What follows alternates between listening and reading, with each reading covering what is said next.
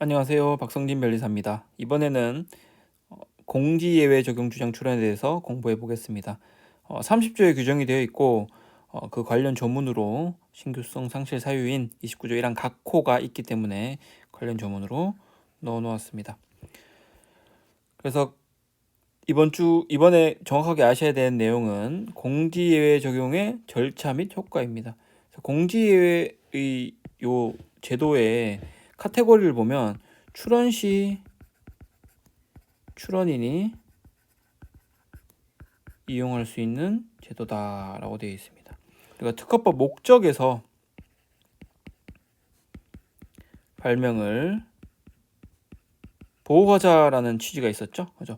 내용이 있었는데 거기서 우리가 이 절차적으로 보호해주는 제도라고 보시면 될 것 같습니다. 출원인이 이용할 수 있는 제도라는 이 내용을 잘 기억을 해두시고 보시면 될 것 같습니다. 그래서 본격적으로 내용을 보면 공지예외 적용 주장의 의미 취지가 나옵니다. 의 취지는 1차 수준에서는 암기가 필요는 없습니다. 그죠? 다만 2차 수준에서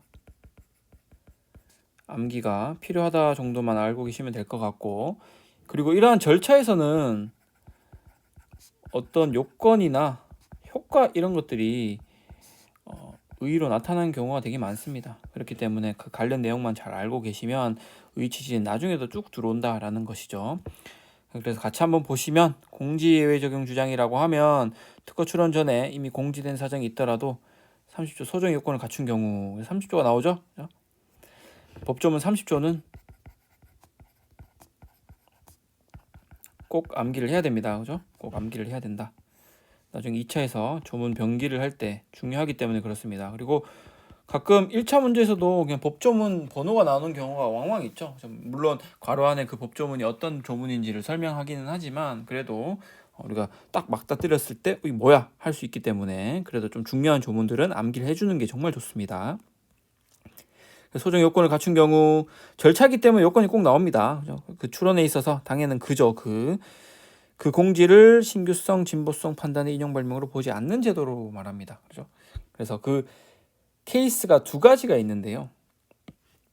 하나는 의사 의향 공지가 있고 하나는 의사의 반환 공지입니다. 그래서 의사 의향 공지는 공개 행위가 산업 정책성 유리하다라는 점을 말하고 있습니다. 우리가 요 내용은 제가 설명 목적 시간에 설명을 드렸는데 공개가 되면 그걸로 제3자가 이용 도모를 한다라는 거죠. 그렇기 때문에 이용 도모를 계속 하게 되면 기술 발전이 되고 그에 따라 산업 발전이 이바지할 수 있다라고 하는 이제 이렇게 흘러간다라고 했는데 그래서 우리가 출원 공개라는 거를 특허법에서 두고 있고 그 공개한 반대급부로서 독점권을 주는 제도다라는 것도 설명을 드렸습니다. 그래서 그런 점을 반영한 것이고 의사의 반환 공지는 내가 공개한 게 아니기 때문에 이거는 출원인 보호를 해주자라는 것을 취지로 한다라는 점 기억을 해주시고요. 그렇게 간단하게 이해만 하시면 됩니다. 요건 및 효과를 본격적으로 보도록 하겠습니다. 1항을 보시면 요건 및 효과가 규정이 되어 있습니다. 규정이 되어 있고 그래서 한번 같이 보겠습니다. 그죠? 다음 각 호에 해당하게 어느 하나에 해당하게 된 경우 그날부터라고 되어 있습니다. 그래서 요걸 띄우고 형광펜 부분만 보시면 각 호에 해당하게 된 날부터 12개월 이내 그죠? 기간이 나옵니다. 기간이 1년 공개가 있고 공개 행위가 있고 그 다음에 출원을 해야 되는데 우리가 무한정 기간을 주진 않고요. 그 다음에 1년이라는 기간을 줍니다. 그래서 그 내에 출원을 해야 되고 특허 출원을 하게 되면 그 출원된 발명에 대해서는 29조 1항 2항을 적용할 때 그 발명은 1항 각호의 어느 하나에 해당하지 아니한 걸로 본다라고 되어 있습니다. 그래서 효과를 한번 같이 보겠습니다. 밑에 본문에 나오는 그 출원죠. 우리가 여기서 출원을 하면서 이거를 요 행위에 대해서 공지 예외를 했다라고 하면 이 출원에 있어서 신규성, 진보성 판단할 때 당연히 이 공개 행위 공지도 당연히 대상이 되는데 그 판단에 있어서 공지가 되지 않은 걸로 취급한다. 즉, 이 출원에 있어서 요것만 예외를 인정해 주겠다라고 기억을 하시면 됩니다. 그죠? 그래서 나중에 다른 공지가 있으면 당연히 그거는 대상이 아닌 게 되는 거죠. 그래서 보시면 케이스가 두 가지가 있습니다. 의사의 의한 공지, 반한 공지. 그래서 의사의 반해서 29조 1항 각호에 해당하게 됐느냐, 의에서 29조 1항 각호에 해당하게 됐느냐를 구분하시면 되고요. 그다음에 하나 주의할 점은 의사의 의한 공지에 있어서 예외가 하나 있습니다. 조약 또는 법률에 따라서 이렇게 된 경우는 왜 제외하느냐, 이거는 출원인이 공개한 것이 아니라 특허청장이 공중에게 공개하는 것이기 때문에 그렇습니다. 그래서 내가 어떤 출원을 하고 그 출원이 공개되는 것은 이거는 의사의 의한 공지가 아니라는 겁니다. 그죠? 아니라는 것이고, 그래서 예외니까 잘 기억을 해두시면 될 것 같습니다. 그리고 하나 더 관련돼서 의사의 반한 점을 누가 입증해야 되느냐?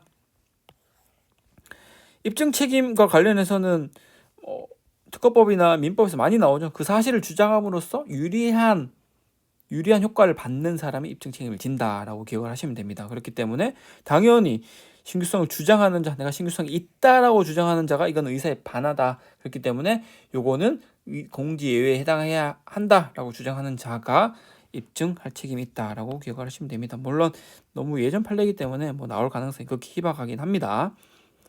다음 2항으로 넘어가시면 2항 3항에는 절차가 나오고요. 그 절차에 대한 예외가 나옵니다. 예외 절차 규정을 먼저 보면 1항 1호를 적용받으려는 자가 나오죠. 2호는 없습니다. 의사의 의향 공지만 해당한다라는 것이고, 특허 출원서의 취지, 그 다음에 증명 서류 내야 됩니다. 그죠? 취지는 이런 항목란에 체크하는 것이라고 이해를 하시면 됩니다. 그죠? 취지 저거 출원해야 되고, 증명 서류를 언제까지? 출원일로부터 30일, 그죠? 12개월과 30일이 나오네요. 그리고 제출 대상도 특허청장입니다. 그죠?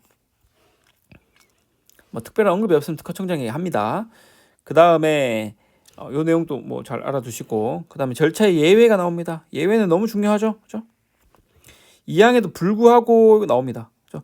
2항에서는 1항 1호만 규정이 되어 있었기 때문에 역시 3항도 1호에 대한 내용, 1호만 적용되는 규정이다라고 기억을 하시면 되고, 그래서 보완 수수료를 납부한 경우에는 다음 각호의 어느 하나에 해당하는 기간에 이렇게 나오죠. 그 기간에 1항 1호를 적용받으려는 취지 및 증명 서류를 제출할 수 있다.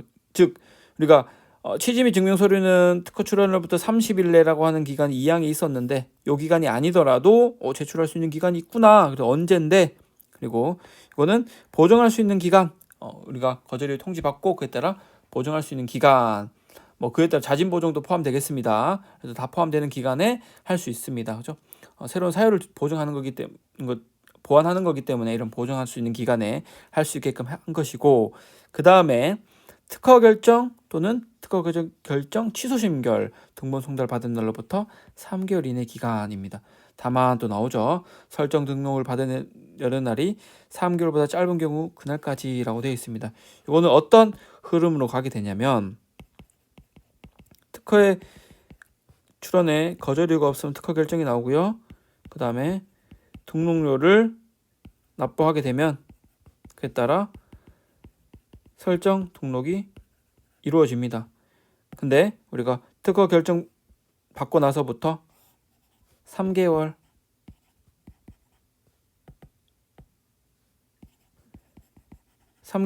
내에 이 등록료를 납부를 해야 됩니다. 그래서 그 기간이 나오고요. 다만 규정에는 설정 등록을 받으려는 날이 3개월보다 짧은 경우, 즉 우리가 3개월이라는 기간이 주어지지만 그 사이에 만약에 등록료를 납부했다 그러면 그때 설정 등록이 이루어지겠죠, 그렇죠? 그렇기 때문에 이 규정은 설정 등록이 이루어지기 전, 설정 등록이 이루어지면 특허권이 발생을 하게 되는데, 즉 특허권 단계 넘어가기 전 언제죠? 출원 단계에서 이런 내용을 보완해 놓아라 라는 내용입니다. 특허권 단계에 넘어가면 안 된다. 이건 출원 절차에서 하는 내용이기 때문에 안 된다라는 내용입니다. 그래서 그날부터 3개월과 언제 설정 등록 받는 날이 3개월보다 짧은 경우에는 그날까지라고 돼 있으니까 그날까지 해야 된다라고 기억을 하시면 될 것 같습니다. 그 다음 관련 문제 보겠습니다. 제3자의 출원 전 제3자의 공지가 있는 경우와 출원이 있는 경우가 있습니다. 그리고 이 내용은 이제 사례형에서 나오게 되는데, 사례형의 주된 케이스는 어떤 사람이 특허를 받고자 하는 사람이 출원을 합니다. 그죠? 갑이 출원을 해요. 그러면 그 앞에 공지가 있을 수 있고 출원이 있을 수 있습니다. 다른 출원이 있을 수 있어요. 공지가 있으면 그 내용은 이 출원에 대해서 여기에 대해서 신규성, 진보성에 문제가 생기는 것이고, 출원이 있으면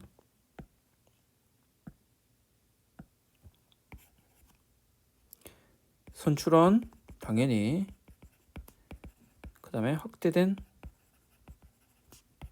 선출원이 문제가 되는 것이죠. 요 두 개만 잘 기억하시면 됩니다. 출원 앞에 뭐가 있는지를 보고 공지다 그러면 당연히 신규성, 진보성. 여기서 신규성, 진보성을 사례에서 판단하는 경우는 없습니다. 그죠? 당연히 발명이 A 이렇게 나올 거기 때문에 출원이 있으면 당연히 선출원, 확대된 선출원을 판단해야 된다라고 기억을 해 놓으시면 됩니다. 그래서 만약에 갑이 출원을 합니다. 근데 공개를 했다라는 거예요. 근데 공개 행위에 대해서는 출원을 하면서 30초 주량했겠죠? 그럼 이거는 예외가 됩니다. 근데 요 공개 행위가 아니라 제3자가 여기서 공개 또는 출원이 있다라고 하면,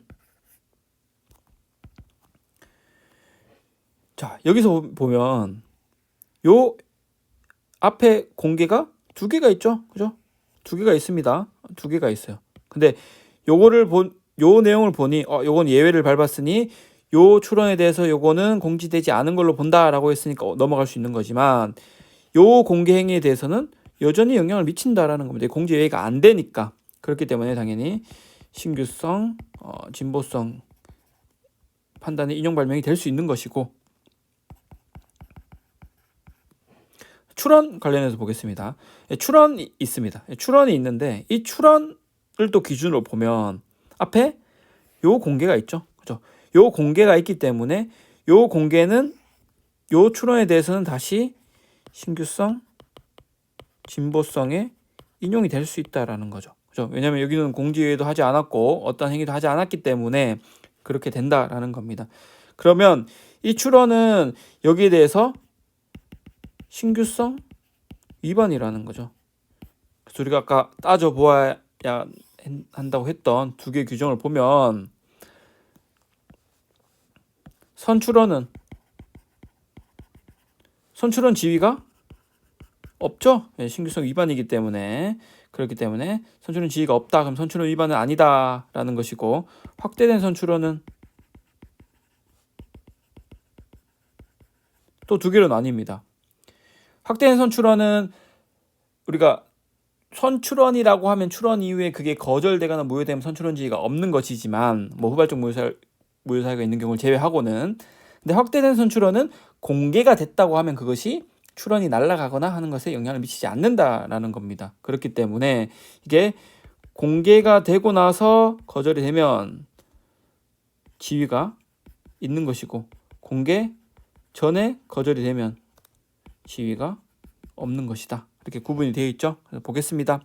제3자 공지행위가 있으면 신규성 위반으로 거절됩니다. 다만 출원이 있다라고 하면 선출원주 위반은 아니다. 왜? 제3자 출원이 신규성 위반이기 때문에. 다만 확대된 선출원의 경우에는 세모인데 왜 출원 공개가 있으면 위반이지만 출원 공개가 되지 않은 상태로 거절되면 확선 위반은 아니다라는 점 이렇게 잘 정리를 해두시면 될 것 같습니다. 그 다음에 복수에 걸친 공지가 있는 경우를 보겠습니다.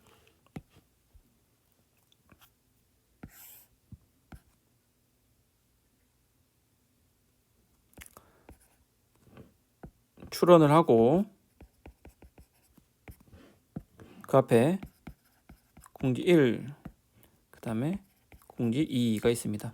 어떠한 절차를 밟을 때 뭐 여러 개의 절차가 있다고 하면 그 각각의 절차에서 모두 절차를 밟는 것이 원칙입니다. 그래서 모든 공지행위에 대해서 절차를 증명서류를 제출해야 된다. 다만 예외적으로 공개행위 간 어떤 관계? 밀접 불가분 관계 키워드입니다. 그죠? 증명서류를 생략할 수 있습니다. 그래서 각각에 대해서 공지 1, 공지 2에 대해서 해야 되나? 이게 뭐냐? 밀접 불가분의 관계에 있다. 그러면 하나만 해도 된다라는 거죠. 다만 여기서 증명서류를 생략할 수 있는 경우는 역시 요거의 최초의 공지행위에 대해서 증명서류를 제출하고 그 다음에 생략을 할 수 있는 겁니다. 여기서 생략하고 증명서류 두 번째 행위에 대해서 증명서를 제출할 수 있는 이 케이스는 아니라는 거죠. 그래서 최초 행위에 대해서 증명서를 제출하고 생략한다는 것 자체가 처음에 제출했으니까 그 다음 행위에 대해서 생략할 수 있겠다라는 점이겠죠. 그 다음 그 예시를 한번 보도록 하겠습니다. 심사 기준에 나와 있는 내용인데 요거는 연속적으로 이어지는 행위라고 보시면 됩니다. 그죠?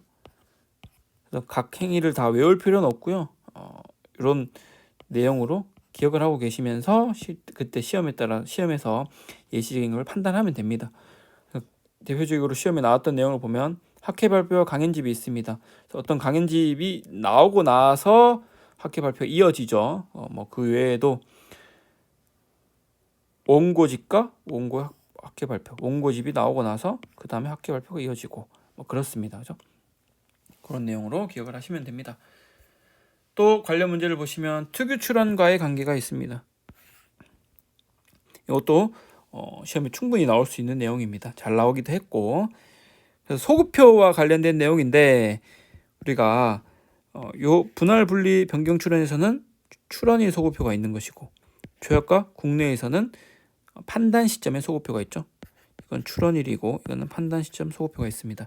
그 소급표가 있는 것들에 대해서 어떻게 판단할 거냐라는 내용인데 공개가 있고 출원이 있어요. 이거는 뭐 특유 출원에 따라서 원 출원이 되기도 하고 뭐 선 출원이 되기도 합니다. 그 다음에 특유 출원을 한다는 거죠. 그 특유 출원은 이 소급되니까 그러면 이 공개 행위로부터 1년이라는 기간이 사실 이때 들어오면 되는 거죠. 그죠? 원 출원이나 선 출원이 1년 이내에 들어오면 다 만족하게 되는 겁니다. 그리고 취지 및 증명 서류도 그 기준 시점을 취지 및 증명 서류의 경우에는 소급된다고 하더라도 이날로부터 30일이라고 하는 거죠. 그러면 이 기간이 지났죠. 지났기 때문에 취지 및 증명 서류에 한해서는 요 날로부터 이 특유 출원한 날로부터 30일 이렇게 계산을 한다라는 겁니다. 그죠? 이 출원이라고 하는 거는 소급해서 요때로 하면 되는 것이고 그래서 이거는 소급되고 이거는 소급이 되지 않죠. 그래서 잘 기억을 해주시면 됩니다. 왜냐하면 당연히 이 출원일로부터 소급해서 30일이 되면 이때는 이 기간이 이미 지났다라는 거죠. 그러면 이 특유 출원에서는 취지 및 증명서를 제출할 수 있는 시기적으로 만족하는 시기가 없다라는 겁니다. 그렇기 때문에 예외를 두고 있는 것이고요. 다만 하나 중요한 것이 우리가 특유 출원을 하게 됐을 때 원 출원, 선 출원이 국내 출원이면 관계가 없습니다만 이제 이 조약 우선권 주장 출원에서는 이 출원이 당연히 외국의 출원이 국외 출원이기 때문에 좀 문제가 발생을 하는데 그 이유인 즉슨 우리가 30조에 공개 행위가 있은 날로부터 1년 이내 출원을 하라고 했는데 이 출원의 의미가 국내 출원이라는 거죠. 즉 국내 출원을 의미하기 때문에 분할 분리 변경 국내 우선권 주장 출원은 이 원출원이 국내 출원이라서 그죠? 만족을 하는데 조약 우선권 주장 출원은 이게 국외 출원이기 때문에 국외 출원이기 때문에 1년이라는 시기를 만족하려면 이 조약 우선권 주장 출원이 1년이 들어와야 된다. 그래서 요렇게 1년이 돼야 된다라는 거죠. 그죠? 뭐만? 조약 우선권 주장 출원만. 그래서 주의 나옵니다. 그죠? 국내 출원일이 공지된 날로부터 1년 이내 해야 된다라는 점 잘 기억해 두시면 되겠고, 요거만 잘 기억해 두시면 됩니다. 나머지는 뭐 다 아는 충분히 뭐 어렵지 않은 내용들이기 때문에. 그 다음 원출원 선출원에서 공지예외 주장을 하지 않은 경우를 보겠습니다. 우리가 지금 30조 3항에서 출원할 때 취지 및 증명서를 제출하지 않더라도 추후에 보완할 수 있다라고 했죠. 맞아, 보완할 수 있습니다. 그 제도적 취지가 여기서도 그대로 나온다라는 겁니다. 그죠? 특유 출원에서도 출원하고 원출원 선출원하고 특유 출원했을 때 이때 만약에 공지예외를 하지 않았으면 이때 할 수 있느냐? 예전에는 원칙적으로 원출원 선출원에서 할 수 있는 것들만 한 것만 여기서 할 수 있다고 했는데 요 취지 출원할 때 하지 않았다고 하더라도 추후 보완할 수 있으니까 요 취지를 그대로 여기에 적용해 볼 수 있다라는 거죠. 보시면 분할 출원의 경우에 판례가 있습니다. 심사 기준도 동일한 내용이고요. 원출원에서 공지예외 주장을 하지 않았더라도 분할 출원에서 절차를 밟아서 했다고 하면 원출원이 자기 공지로부터 12개월 내에 이루어진 이상 그죠? 효과를 인정받을 수 있다라는 점이고, 국내 우선권 주장 출원도 마찬가지입니다. 선출원에서 하지 않았다고 하더라도 주장을 하는 것이 인정된다라는 점이죠. 그죠? 두 개가 나왔습니다. 판례 최근 판례죠. 최근 판례이기 때문에 잘 기억해 주시면 되겠고, 물론 심사 기준 내용은 동일합니다. 동일하기 때문에 요 취지를 잘 대입해서 기억을 해주시면 되겠습니다. 오늘 할 내용은 여기까지고요. 공지예외 적용 주장 이 30조 규정은 매우 중요합니다. 그죠? 법조문과 사례형 문제로 공이 잘 나오기 때문에 매년 나오고 있습니다. 거의 매년 한두 해를 빼고는 매년 나오고 있기 때문에 잘 기억을 해두시고 정리를 해두시면 될 것 같습니다. 그래서 더 많은 강의가 궁금하시면 카페에 들어오셔서 검색을 해주시면 됩니다. 수고하셨습니다.